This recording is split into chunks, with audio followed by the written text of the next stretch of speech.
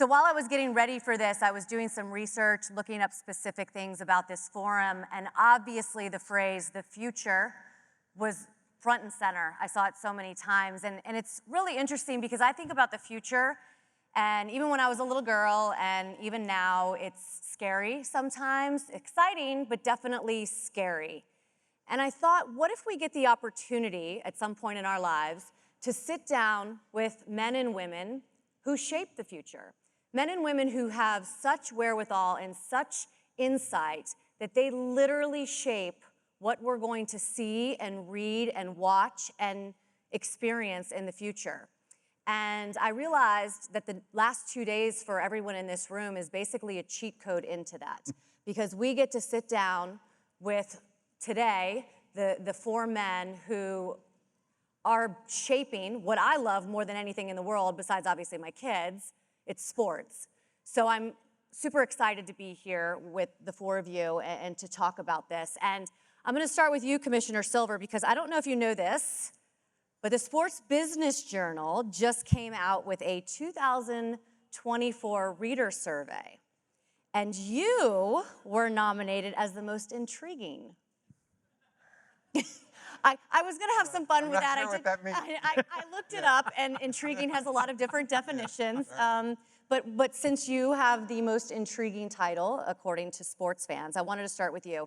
And listen, I know this is about looking ahead to the future, but I want to take a moment to look back. One thing that you're most proud of since taking this role on is what? Well, first of all, it's great to be here with everybody here in Atlanta, and a wonderful city, so thank you. Most proud of, I think I'm most proud of, I think I'm here representing the WNBA too, which is part of the NBA. Which, by the way, was the most intriguing sport on that list. We're together. So I think I'm most proud of the men and women who make up these leagues, and not just the athletes on the floor, but as you know, because you announced for one of our teams that there are literally thousands of people that it takes to operate these leagues. I mean, when you add the mix of the people in the arenas, it's tens of thousands of people. And so what I'm most proud of are my colleagues. I mean, as you said, we were talking a little bit before how meaningful sports are in society, and especially, I know we're talking a little bit today about internationally, but it may be not just the United States, but globally, one of the few things out there that creates commonality, unity among people in the world. And I think that for those of us, and I view it as a privilege to work in this industry, and the thousands of people just in our leagues, that ability to come to work every day and be doing something that we truly love. And the business of sports is a team sport as well. It requires us all to work together to build these great relationships with fans, the great broadcast. So I think that's what I'm most proud of. That's awesome. Steve? So I think, am I on? You're on. I think for me, our sport was going through some difficulty. In 2018, we'd had some ratings declines, and since I've been in my seat, coincidentally, we've actually steadied the ship and are growing. And I'm really proud of the work that our industry has done to get us there, because it really, as Adam talked about, it's about this collection of people who make this thing happen. And so in our case, it's roughly 10,000 people who make up our sport that put this sport on a weekly basis from February through November. And it feels good to grow, right? It feels good to be expanding your fan base. And our fan base now is, you look in the last 3 years, we are more female, there are more people of color, and we're younger. And you need to do that as a brand. You have to infuse your brand with new customers, and that's what we're doing. But it really is the collective that allows us to do that. Race teams, drivers, tracks that we own and some that we don't own, and then the men and women who work at NASCAR. So I'm really proud of that. Just move down the line. Well, I think our sport probably has the reputation of being most bound up by history and tradition. And so I do take pride in the change process that we've gone through in the last few years. I think it was important because the process of changing the game on the field began by listening to our fans, trying to understand what they wanted from the game, how we could make the game better. And then we did manage to pull the constituencies, owners, players, fans together to produce, something that most people at first blush, a clock in baseball, they thought that was a really bad idea. It turned out to be a pretty good idea, actually. And again, the fans are the biggest test. We've gotten younger. We got our attendance back above 70 million people for the first time in a decade. And it has been a process that I think will allow the industry to evolve more freely in the future. I would say our fans, ultimately, whatever we do, whatever we work on, whether it's the game or whether it's our media agreements, it's all about, are you serving your fans better than you were the day before? Are you reaching more fans? Are you giving them better access? Are you giving them an opportunity to experience your sport in a better way than they did before? And I've often said there's never been a better time to be an NFL fan. I think I'd say that probably collectively there's never been a better time to be a sports fan. I think all of us feel really fortunate to be a part of this. So we thank John Bryant for having us, and he's my hero, and I'm grateful he had us here.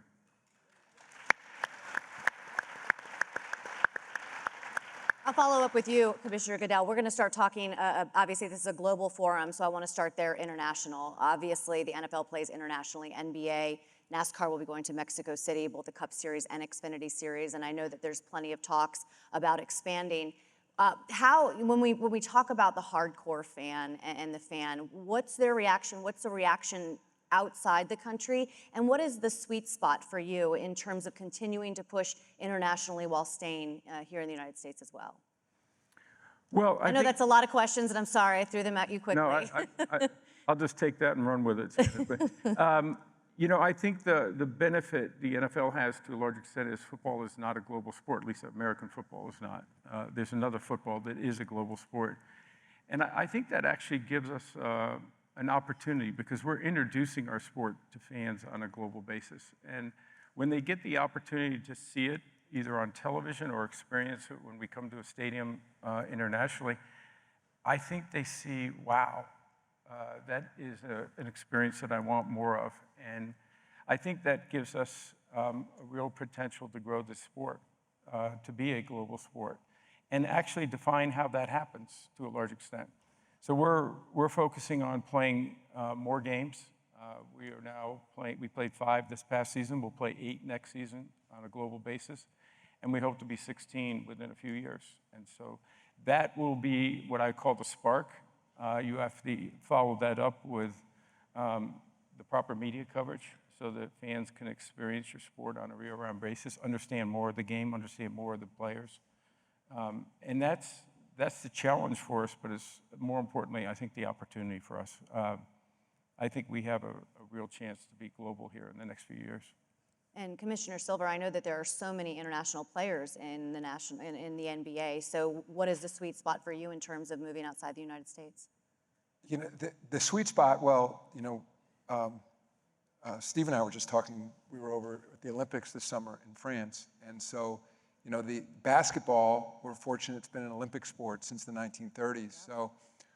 So in addition to the fact that the game is played all over the world, now because of advances in media, even in my roughly 30-year tenure at the league, it used to be that in the old days, tapes were literally sent overnight express, et cetera, to get to other parts of the world. Then satellite technology brought them. But now through streaming, digital, mobile technology, people can literally watch games anywhere that they can get a cell service or Wi-Fi anywhere in the world. And that's allowed us to expand in amazing ways. I mean, I'm being here in Atlanta, it's hard not to think of Dikembe Mutombo, who's an adopted son of this town. And I was going to say, if we didn't get a clap for that, we got to see if everyone's awake in here. Yeah, and You know, I was back, unfortunately, in Atlanta, several weeks ago for his memorial service. And when I remember when he came into the NBA in 1991, there were 4 players from Africa. Now, it's hard to believe we have 50 players in the NBA who either were born in Africa or one of their parents was born in Africa. So just by way of example. Yeah. And we had multiple from France who went in the NBA draft. And now we had, I mean, just think back of the Dream Team in 1992, for people who are old enough. We had just a handful of players from Europe then, none from France, and now we have a dozen players from France, including 2 #1 picks. Mm-hmm. And, and roughly, I think 60 players in the NBA from Europe. So we're seeing the game played all over the world, and what the real advances have come, for example, Roger touched on media. We just did a new set of media deals, and now going forward, every game will have more games on broadcast. Still, of course, there's, cable is declining, but still is an important platform for us. But every game after the season will be available on a streaming service, and that's by definition global. And so it gives people the opportunity to access games wherever they are, and also not just it's a little different in our sport, as you well know, because we have so many games. Same with baseball, that that's bandwidth constraint you have with cable, that when you have streaming, you can have all the games on all the time. So it creates this opportunity for people all over the world. That the real obstacles are time zones, of course. That, I mean, for example, we have a lot of fans in Europe, but if a game is on in Atlanta in prime time, it's the middle of the night in Europe. And so we, over time, as the audience grows, we'll shift start times and things like that. But, I think there's this tremendous opportunity now through technology to really to be bringing these games to everybody wherever they are on the planet. I'm going to get into technology and the media rights in a second, but I do want to ask you, Steve, obviously with stick and ball, quote unquote, sports, it's a little easier to pack up and go international.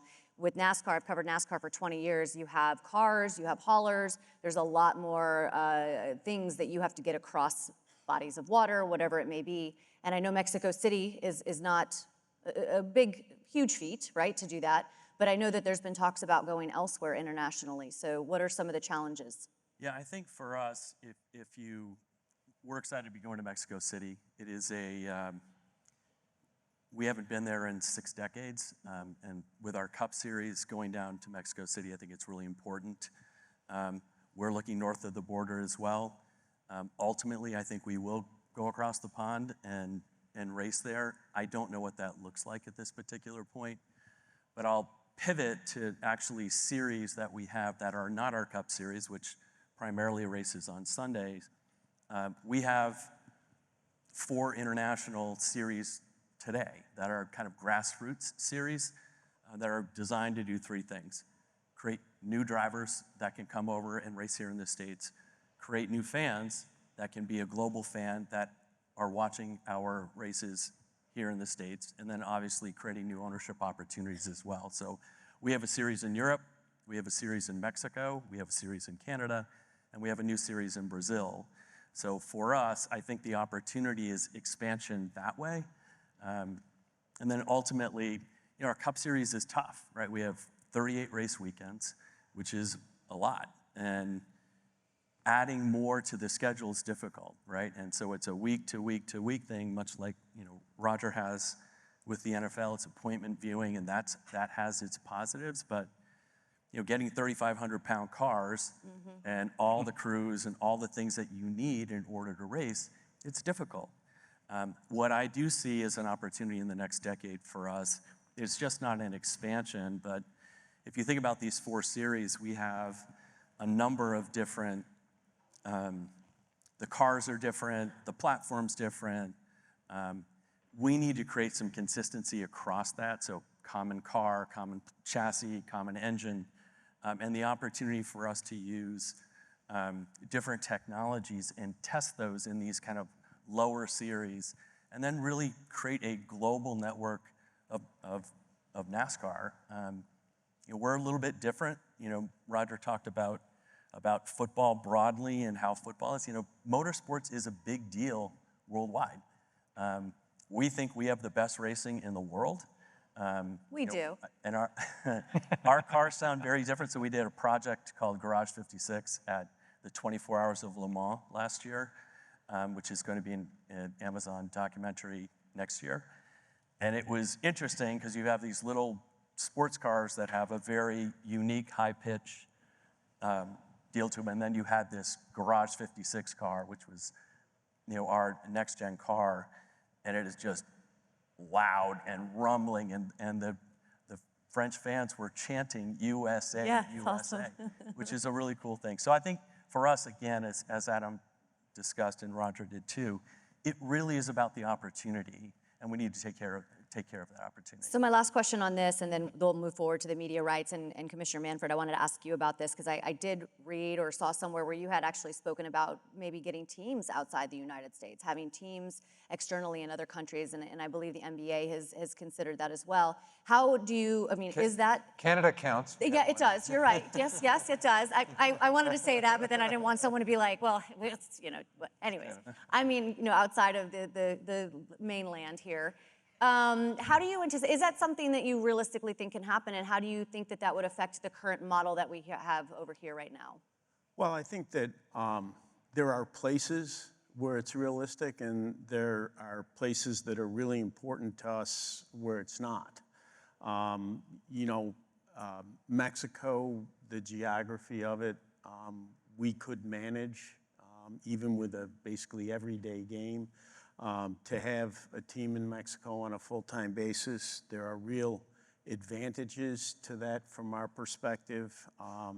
You know, there's a large Mexican-American population. The appeal of a team located in Mexico to that population is important.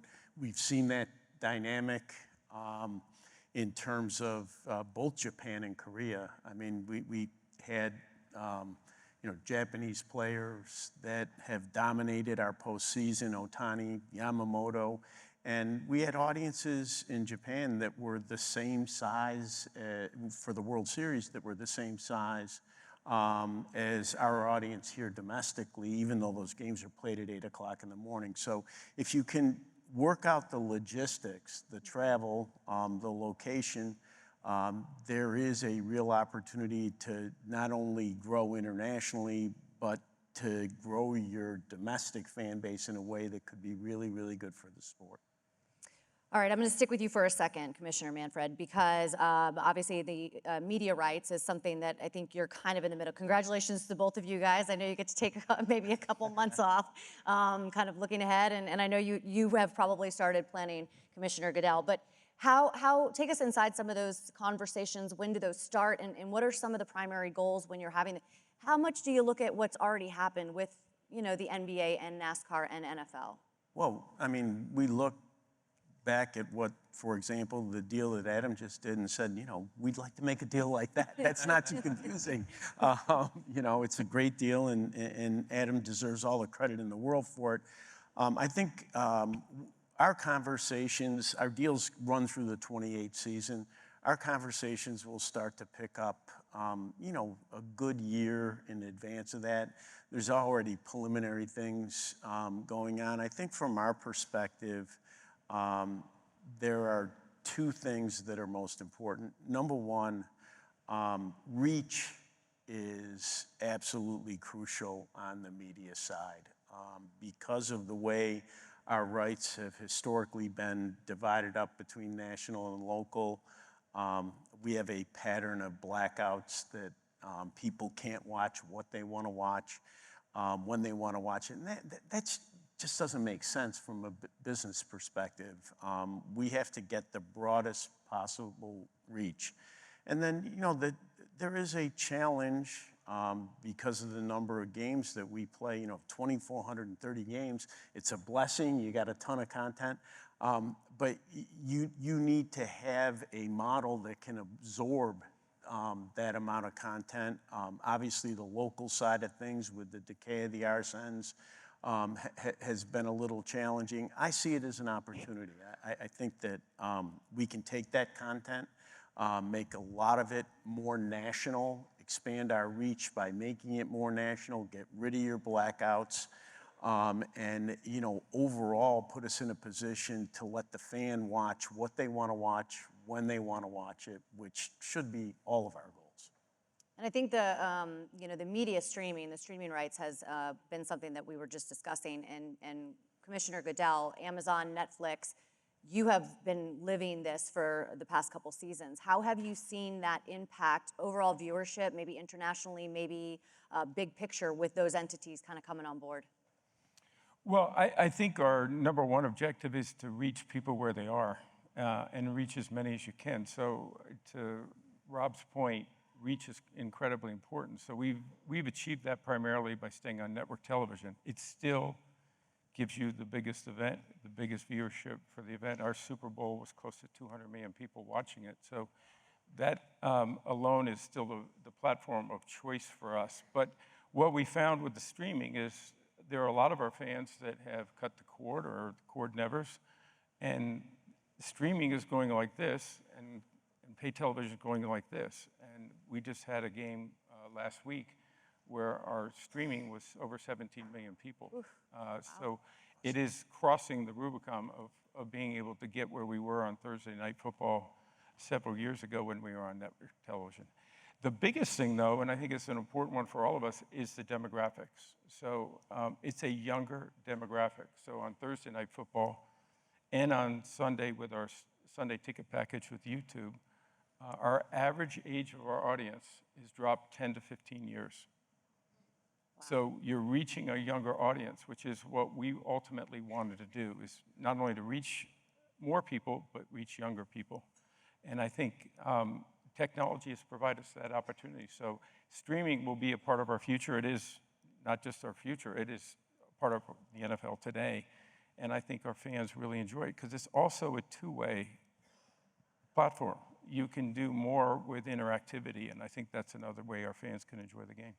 One thing that really fascinates me is while each of you, head a specific sport, and it seems very much like each is on an island, there is starting to become some merging. We actually are going to NASCAR. I say NASCAR. There's going to be a Major League Baseball game played at Bristol Motor Speedway this upcoming year, August 2nd on Fox. If you guys don't know, it's going to be the Braves and the Reds, which is incredible. They're going to turn Bristol Motor Speedway into an actual baseball field. The rendering is on. Yeah, it's incredible. And I think the merging of the professional sports is something that's going to, how many times have you heard, oh my gosh, once I went to a race, I got it, or I've never been to a baseball game, but once I did, I was a fan. And so kind of merging those worlds, how do those conversations start? And how do the networks bid on that? How do you choose where it's going to be? Because I'm sure it's such high, it's up there. They all want it, right, Steve? Oh, for sure. Yeah. I mean, this is. Oh, it's him? It's all you. No, it's really our event. We have the venue. And I saw him get really excited. This is something, yeah, it's exciting. Well, what's going to happen in Bristol's part of a larger program that's gone on in baseball for several years. We have a long season, lots of games, and several years ago we embarked on the idea it would be great to take baseball to places where it's not traditionally played. So, we did it at Fort Bragg first. We thought the tie to the military was really, really important, and you need a theme for these games. We then did the Field of Dreams game twice, again, building on the fandom that surrounds that movie. And then last year we had a great celebration of the Negro Leagues at Rickwood Field. And just to give you, I think Rickwood may be, we're getting better at it as we go along. I think Rickwood may be the best example of it, but that game presented an opportunity for us to do several things that I think were really important. We extended the sort of pseudo pension program that we have for former Negro League players, and I think historically significant. We recognized the fact that the quality to play in the Negro Leagues was equal to play in the major leagues, and therefore included the statistics in our official statistics. Bristol, a really interesting opportunity for us. We feel that there is a certain carryover between the kind of core fan bases of baseball and NASCAR, and that it was an opportunity for us to go to a part of the country where they don't have Major League Baseball, engage those fans, and I think as the planning goes forward, you're going to see kind of a music overlay to what goes on with the event. In terms of the broadcast side of it, I'll say this, we have great broadcast partners. Fox has been a longtime partner of ours, and they have been wonderful about not only stepping up to take the games, broadcast them, but also investing in those games to put us in a. It's not cheap to make a baseball field where there isn't one. They've been a great partner on those games. So they were a great partner for us too. We did something called the Clash at the Coliseum, at the LA Coliseum, and we built a quarter-mile track inside that iconic facility, and it's expensive. Yeah. They're a great partner, Fox is, for us, and for the Clash, that event used to be on FS1. They said, we'll put you on Big Fox, we'll promote the season for you, and kind of as a lead into the Daytona 500. So you have the Clash, then you have that amazing event called the Super Bowl, which will also be on Fox this year, and then the Daytona 500, which is our single largest event of the year. So it's a great promotional thing, but the broadcast partners are huge for us. And all of us, there are more similarities now than there ever have been. So we went to streaming as well with Amazon.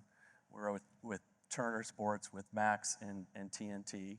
Obviously still with Fox, obviously still with NBC. And then CW, which is all over the air or free to air for our Xfinity series. So that's, talking about distribution, it's important for us. And we've hedged our bet a little bit. So we're trying to maximize the revenue, but then try to figure out, to Roger's point, the cable universe is declining. It's starting to steady, but it is streaming. We're really excited about Amazon coming on board, and because we think they will bring a younger audience to us, and they also, how they're going to present the sport's going to be different. And I'm excited to see all 5 of those great media partners competing against each other. Awesome. So we have just a couple more minutes here, but before I let you go, 4 of the 5 leading executives in professional sports are sitting up here, and I talked about it being a cheat code. So I'd just like to briefly kind of have each one of you guys talk about the future. Commissioner Goodell, what is your future? What do you see as the future for the National Football League? I think you mentioned it earlier, it was just global growth. I think the growth of our global audience is such an incredible opportunity, and I think you will see international franchises in the NFL at some point. Probably not while I'm around, but the reality of it is that I think is an exciting opportunity for us, and technology gives us the ability to reach those folks. And so I think all of that is just going to continue to be great for sports fans. I'm not going to talk about global growth because I think we're all on the same page there. I think we see it as a huge opportunity. To me, the second thing that excites me is, we've made a huge investment in youth participation, particularly in underserved communities. When you're the sport of Jackie Robinson, you want to see a level of diversity on the field that is a little better than what we have today. And we've already begun to see the product of this investment. We're about 8% African American at the big league level right now. Our draft, the top rounds, which are the ones that matter, we're running about 20% right now in the draft, and we're hopeful that all those great young prospects make their way to the major leagues, and that baseball looks a little more like America in the future.